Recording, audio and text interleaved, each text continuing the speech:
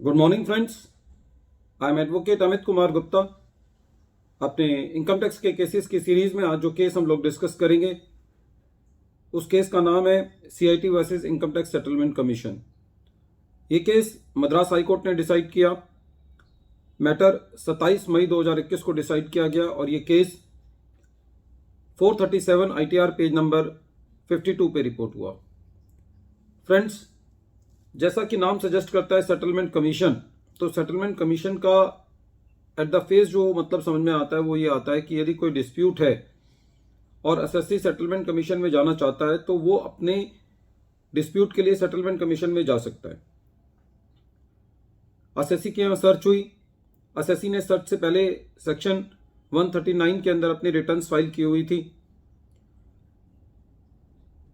जब एसएससी के यहाँ सर्च हुई तो एसएससी ने सेटलमेंट कमीशन के यहाँ एप्लीकेशन लगाई।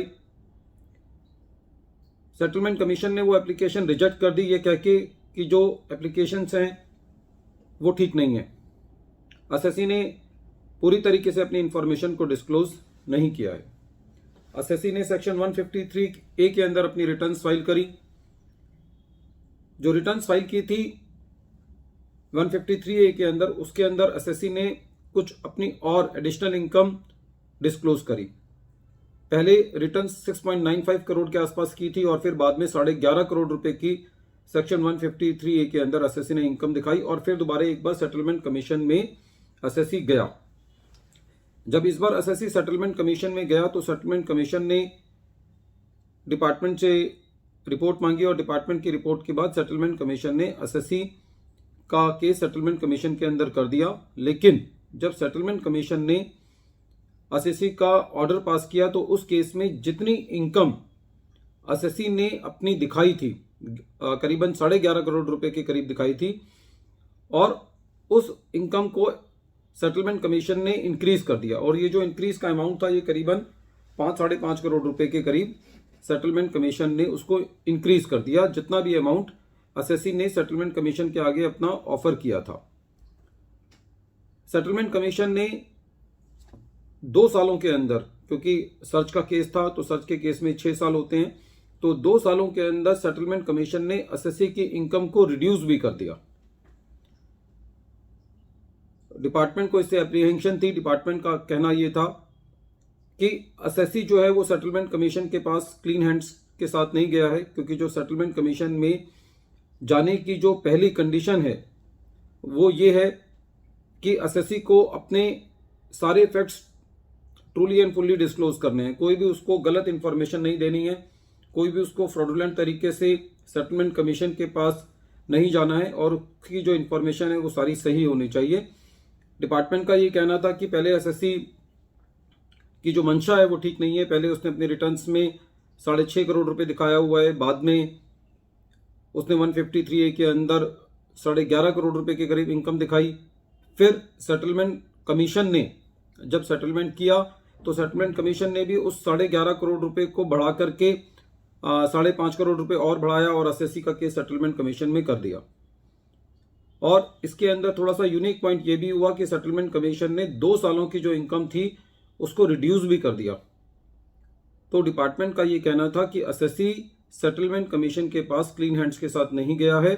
और दूसरा मेन जो डिपार्टमेंट की एप्रीहेंशन थी सेटलमेंट कमीशन के केस के अगेंस्ट, वो ये थी कि डिपार्टमेंट का कहना यह था कि सेटलमेंट कमीशन ने एक अपीलेट अथॉरिटी का काम किया है जो कि सेटलमेंट कमीशन नहीं कर सकती, क्योंकि अपीलेट अथॉरिटी सेटलमेंट कमीशन ने एसएससी की इनकम को रिड्यूस भी कर दिया था। इसलिए जो है डिपार्टमेंट इस सेटलमेंट कमीशन के ऑर्डर के अगेंस्ट जो है वो रिट में गया।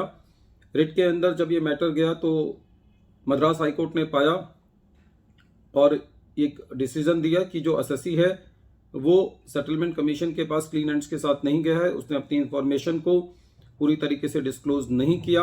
एसएससी का जो मकसद था सेटलमेंट कमीशन में जाने का वो ये था कि एसएससी की इंक्वायरी पूरे तरीके से ना हो, क्योंकि सेटलमेंट कमीशन में जितनी इंक्वायरी असेसमेंट में होती है उतनी सेटलमेंट कमीशन जो है वो इतनी इंक्वायरी नहीं करता।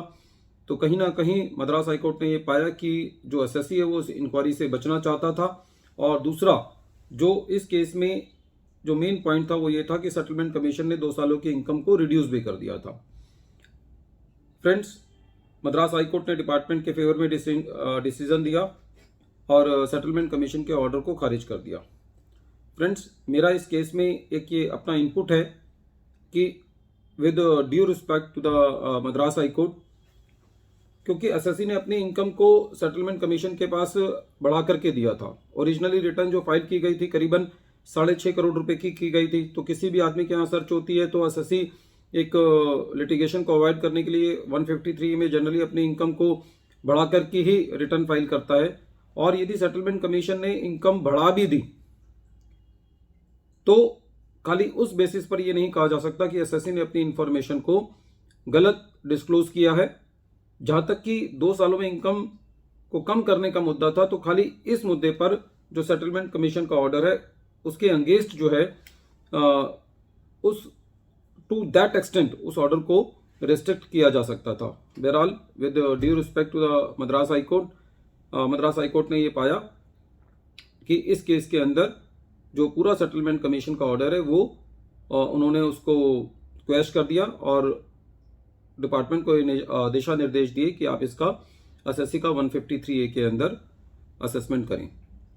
Friends, at the end of this video I appeal to you that please subscribe my channel and press the bell icon so that you may get the future notifications of my all coming videos. And if you have any suggestion regarding this, then you can also message me on WhatsApp and also write in the comment box so that I can improve on those points. Thank you, friends.